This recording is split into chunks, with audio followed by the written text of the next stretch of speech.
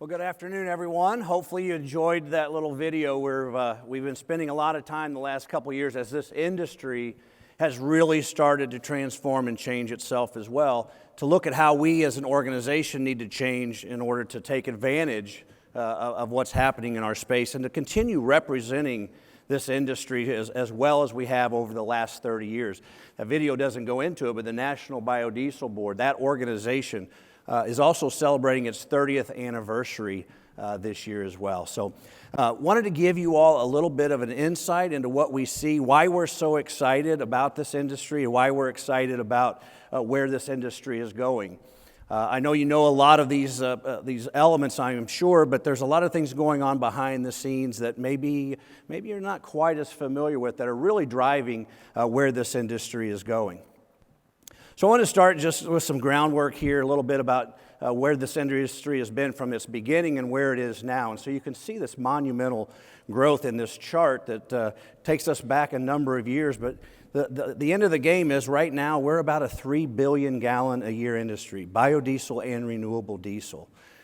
So you can tell this growth has been substantial. And it's had its ups and downs as well. We continue to expect that's probably the way things play out, and I think that's pretty common here in the renewable fuel sector. But overall, lots of growth and lots of opportunities for our industry. You saw this chart just a little bit ago. That doesn't look very good on the screen, but you saw this chart in Seth's statements that he was making as well.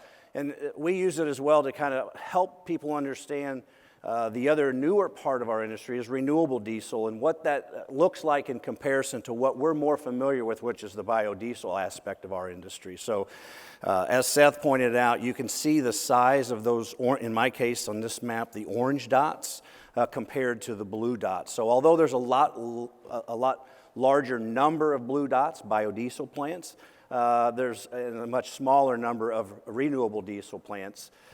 You can see that there is a diversity in where those plants are located. Biodiesel primarily here in the Midwest, and then renewable diesel kind of in the South, and then primarily in the west part of the country. And I think that's natural when you start looking at what those drivers are that are pulling those fuels. We enjoy talking about pulling those fuels because we have spent years and years trying to push our fuels, and so we're now starting to see those fuels being pulled into market. So what you can take from this is a lot of our growth that we expect to see over the next decade is likely to be in renewable diesel production. Maybe not so much new and expansions of biodiesel production, but definitely in the renewable diesel production. We may as well see some growth, and I'll talk a little bit about that in a minute, for sustainable aviation fuel, and you heard us talk about that on the stage a little bit this morning. So, as I said, what's the thing that's driving this? And we have always been, like it or not, we have always been a policy fuel. So when you look at it from that perspective, the federal policies are those drivers. And this panel this morning I was on, we spent a lot of time talking about the RFS. Why did we spend so much time? It's because the RFS remains and continues to be the largest driver of our industry. It's those signals the federal government sends to our producers, whether those be biodiesel or renewable diesel or sustainable aviation fuel producers. It's the signals the federal government sends to them saying, here's the level of support we have and here's what we see you looking like in the future. That's the reason why we always desire to spend a lot of time and resources working with the EPA as they set those volumes each year, because some argue that the RFS sets a ceiling for demand. I'm a glass half full kind of guy, so I like to counter argue that you can also suggest that the RFS sets a floor for demand. And so regardless of whether it's the ceiling or the floor, we want that number to be as high as we possibly can get that. And so as an industry, we've worked for years and years to have the data. We've gotten great support from our friends in the soybean industry, from the soybean checkoff, to be able to develop the data points that allow us to sit down with the EPA and try to convince them, sometimes successfully, sometimes maybe not, but try to convince them that our industry has a lot more growth potential than maybe what they're thinking about on an annual basis. So this chart reflects where the EPA is today, including what they've proposed. in this most current rule. Again, we spoke a lot more about that a while back, so I won't go into detail, but generally speaking, for the biomass-based diesel industry, we're pretty happy with where the EPA has landed. As I mentioned on the panel, a couple things we take some exception with. We don't like them digging backwards into the numbers, so we don't want them looking back in past years. We just think that's a horribly, horribly bad precedent for them to get into, of going back and manipulating past volumes that have already been set. We have a hard enough time keeping them focused on setting volumes going forward. We don't want them to also spend time trying to look back and try to figure out how to balance all that stuff out. The bottom line is we have the potential, we have the capacity, we have the investment to grow, so let's grow together along with federal policy. So the RFS is, again, a huge driver. We spoke as well on the panel this morning a little bit about the biodiesel tax credit. That tax credit was passed in 2004, went into effect January 1st, 2005. It has really, really done, in my opinion, what it was intended to do, and it spurred the investment, the private investment in our industry. I would say probably 80% of the biodiesel that's being produced today is being produced in plants that were built shortly after that time frame when the biodiesel tax credit went into effect. In fact, Brad and I were speaking about that a little bit earlier. Western Iowa Energy has been a member since about 2006, and that coincides with a time where there was a lot of build out of our industry, and that tax credit, I think, was the most impactful thing to allow the economics of biodiesel production to look vastly different than they did before. So we've been excited about that. The Build Back Better bill, again, we spoke about that on the panel this morning, has an extension of that tax credit. Currently, it's set to expire at the end of 2022, so this year. So we would look for some conversation this year about that extension, whether it's in the form of a Build Back Better type of bill, whether it will look like that or whether it will be pulled out, as I suggested it might earlier, into more of an energy provision bill. But we'll look for that conversation to be happening yet with this Congress, hopefully, even before this election this fall. So that biodiesel tax credit continues to be that driver that is setting plants on a path to grow, and we'll continue to look for that going into the future.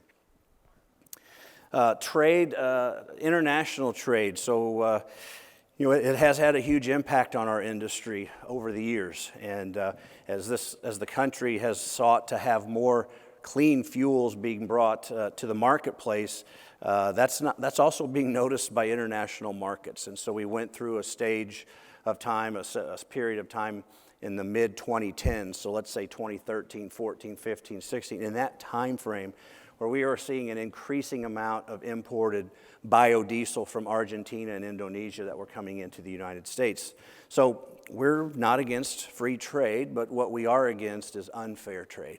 And so those products were being subsidized by the governments in the countries of origin and then being dumped into our market. And so I know we've talked about that here, and I know you may be very familiar with that, but I think it's important to note that Clean Fuels, used previously to the National Biodiesel Board, coordinated the efforts to try to see and work through that process from the international trade, with our own Department of Commerce to try to rectify that situation. And we were successful in those efforts.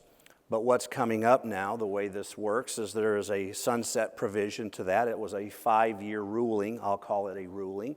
And that ruling is set to sunset at the end of 2023. So we will all be beginning to, as biodiesel producers who were involved in that from the beginning, we'll be calling all of them back into a little bit of work with us. So we end up having to go through almost the same entire process we went through the first time to make our case about those imports. So we have to basically start that process over. So we will be getting that underway and coordinating that with the industry, probably Q4 of this year, and then leading into a full-on effort in 2023 to support those claims. So wish us luck, and we may be calling on some of you all because it would be nice to think that this is simply a process that we have to go through, and there's judges and courts and things like that. It would be nice to think that that's all it takes. but there is an element of governmental affairs that needs to be wrapped around all of those. It's very important that the administration understands what's going on in those cases and that our Department of Commerce finds themselves in a position to be able to support our efforts. And so that may be a situation where we need to call on some of you all to help us, help our elected officials understand that this is something that they need to be paying attention to. We talked a little bit this morning about HBIP, and so the USDA, I think, is sending a signal as well. The administration is sending a signal that they want to see our industry grow by investing in our infrastructure. So there's been several announcements that are creating opportunities for our producers, but also blenders and marketers of fuels to get a little bit of help from the government in their investments to create a more robust blending structure out across the entire country. You saw the map, the production map earlier, so you can see there's pockets of production, there's pockets of demand, and so we want to see that be much more broad. And so the infrastructure has always been one of those things that has been identified as a little bit of a challenge. And so the government being willing to help and step into that space to help that grow, that infrastructure grow out. So there's, again, more robust blending and opportunities for any consumer who wants to find renewable fuels like ours at the pump, that they're going to be able to do that. So the RFS, biodiesel tax credit, our trade, and the efforts at the USDA, to me, are strong signals that the federal government is going to be on our side as we move forward. So I'm very happy about that. I want to get into a little more detail here, though. I've got a few more slides on our state policy. I think that's probably fitting since I'm talking to a state group from Iowa, right? And as I mentioned on the stage this morning, state policy is becoming an even larger impactor than federal policy. I'm not saying instead of, I'm saying it's a really, really great complement to. And so this map here gives you a little bit of an idea of what's happened over the last decade or so. So in 2009, we had one single state in the entire country that was looking at anything from a carbon standpoint. And if I gave you all three guesses and didn't let you use the last two, I'll bet 95% of you would guess that it was California, and so it was. California has always been a leader in that space. And so California in 2009 was already chasing carbon policy in the form of the low carbon fuel standard. And you'll see in 2014, so 5 years later, it was starting to pick up on the East Coast. But here we are in 2019, and I need to update that slide. That's actually, we've got that updated a little bit more than that. But you can see we're over, about half the states now have something going on in the area of goals, laws, or efforts on the carbon reduction standpoint. And that for us is a great happening because we have always been an extremely climate-friendly fuel and a great solution for carbon reduction. Maybe not everybody knew that, but everybody's starting to find that out now. So as the states are pursuing these carbon reduction initiatives, we are involved in those conversations in a very deep way. These are states with notable biodiesel policies. You guys hopefully will get these slides in a packet. I know it's hard for you to read what those exactly are, but I think what this slide shows is there's a lot of different approaches to how states want to go about doing something in the renewable fuel space. Some look at incentives, some look at tax credits, some look at blending infrastructure, some look at incentives at the pump. There's just a myriad of ways they're attacking that, and that's why I was encouraging all of you from the panel stage this morning to get involved in your state legislatures. Don't assume they're doing nothing, or don't assume they're going to get it right.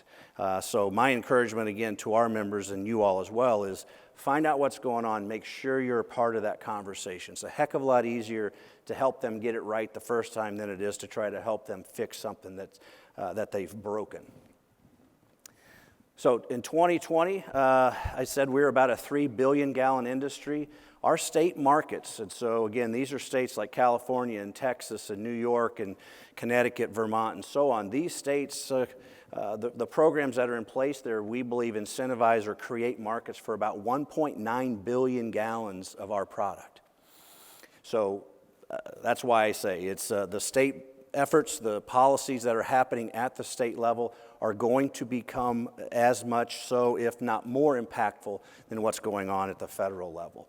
So I'll give you a little bit of our best guess as to what we think is going to happen going forward. And I think this might shock a lot of folks. It's somewhat shocking to me.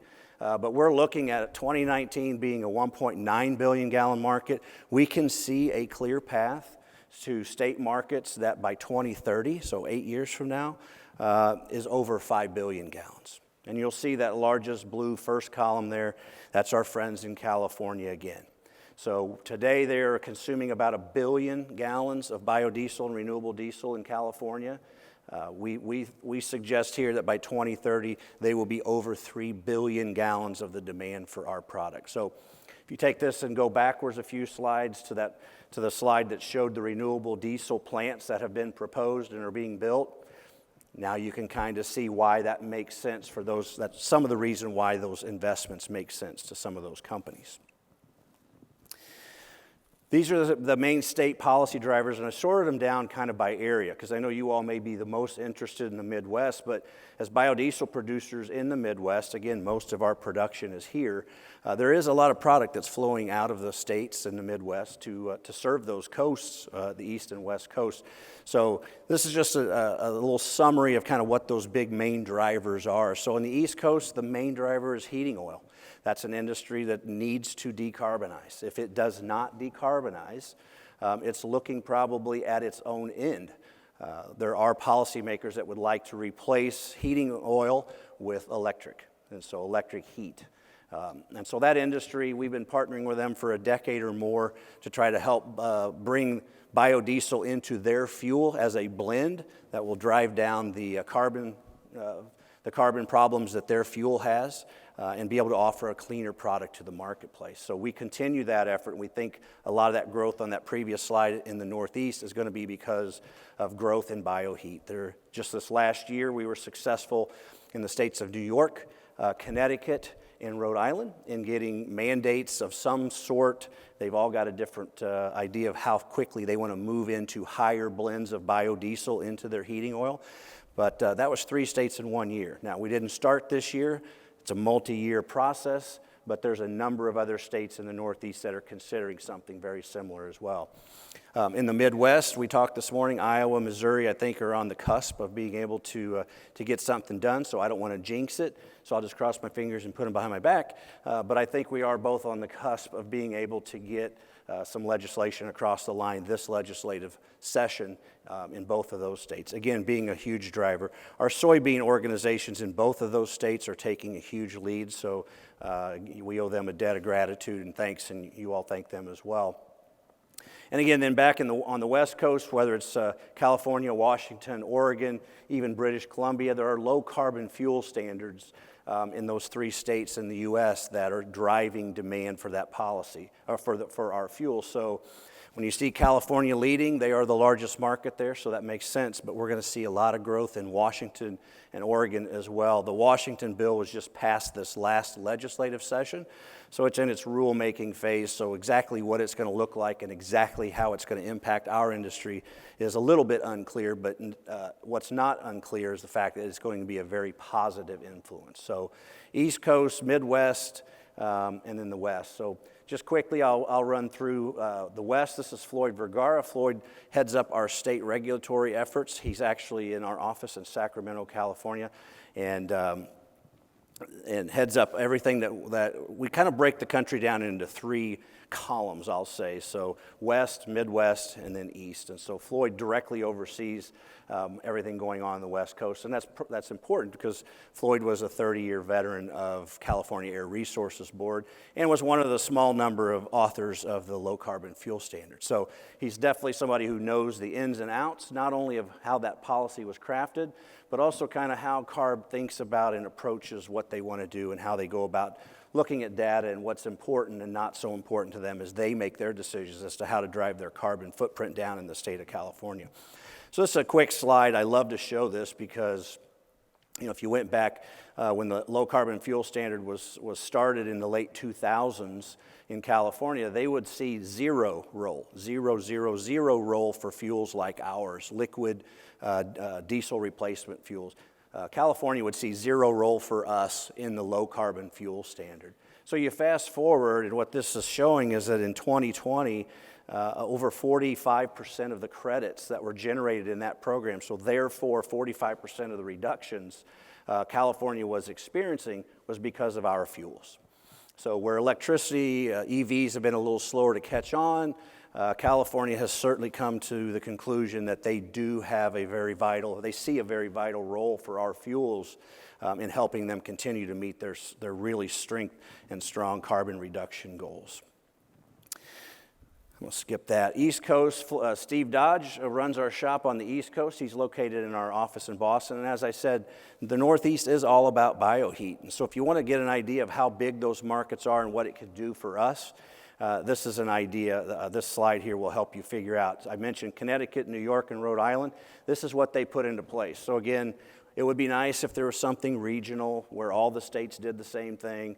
We totally understand why that doesn't happen, and so this is what they've done. And this is just those three states. So you can see they've got growing blend levels, B5 by 2022 in Connecticut, B20 by 2030 in Connecticut, and you can see that scale. So those will have a major impact on biodiesel flowing into the Northeast, again, primarily at this point for home heating.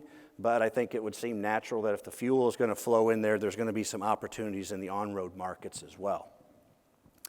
So these are the markets for all those, the first 6 or 8 or 10 largest states on the heating oil side. So you can see the entire heating oil market is about 4 billion gallons a year. So if we could work our magic over the next several years and somehow get let's just say a B50, which is where the heating oil industry wants to be, a B50 standard across all of those gallons, you guys can do the math and see how impactful that would be for our biodiesel producers.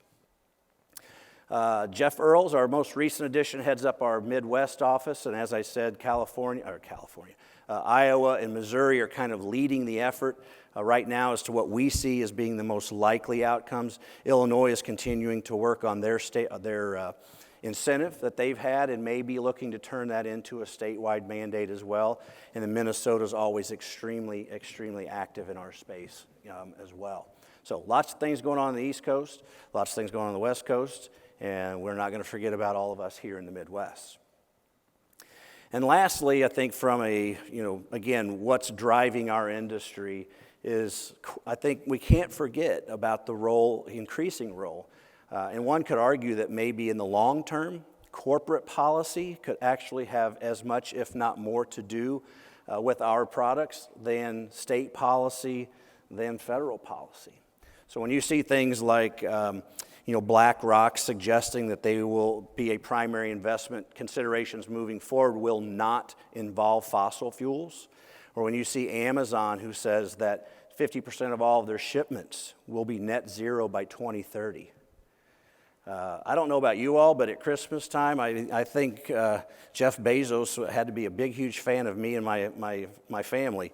It seemed like every day there's something showing up on the front porch. It's like Christmas every day. So for Amazon to say they're going to have 50% of all of their shipments, I mean, we're talking about hundreds of millions of shipments that are going to be net zero by 2030. So 8 years from now, they've got to figure out a way. So I would argue, how can they reach that if they are not looking at the fuels that fuel their transportation, whether that's air transportation, whether that's ground transportation, rail, vessel. We know where a lot of those products come from, right? So corporate policy is going to have an increasing role. Walmart's looking at zero emissions across their global operations by 2040. So, Amazon says 50% of some of their shipments. Walmart's saying we'll trump you on that. We're going to go zero emissions across all of our global operations. Microsoft says, well, zero is not good enough for us. We're going to go carbon negative by 2030. And not only that, but we're going to also account for and remove the equivalent of all the carbon emissions that we as a company have created since 1975. And we're going to do that by 2050. So the reason I put these on here is because you can see that it's almost like a game of who's going to do the most, right? And so when corporations of this size and this magnitude and this impact start to get into a game, again, I argue that they cannot reach anything close to these kind of goals without addressing their supply chain and addressing, how their products move in and out of their operations. So if you want to see why they're about this, and this is kind of, to me, is a very interesting slide. So follow along with me here. But by 2015, you'll see in 2015, you'll see where most of the carbon reduction, or most of the carbon, was coming from, right? So ground transportation is 42% of all the carbon emissions. So when you look at 2050, just based off of the projections of demand, that volume just mushrooms. And so this is what corporations are up against in trying to figure out how are we going to sort of shortcut this problem that we have. And so some of these companies, their almost entire Scope 1 distillate emissions come from their transportation, as I was suggesting earlier with the corporate goals that they have. Without addressing their transportation of their supply chain, it's going to be impossible for them to even get close to these goals that they've set for themselves. So that's it in a nutshell. Wanted to give you a quick idea of what, so I think hopefully you take home from this federal policy. We got continuing work to do. We're not going to slow down. We're not going to give up. State policy is growing, and all of you have a role in how that turns out, how that gets impacted. Corporate policy is increasingly going to be a major player. And so with that, again, I thank you for the time to visit with you. If any of you want to catch up later after this is over, be happy to talk to you, and thank you for attending this afternoon.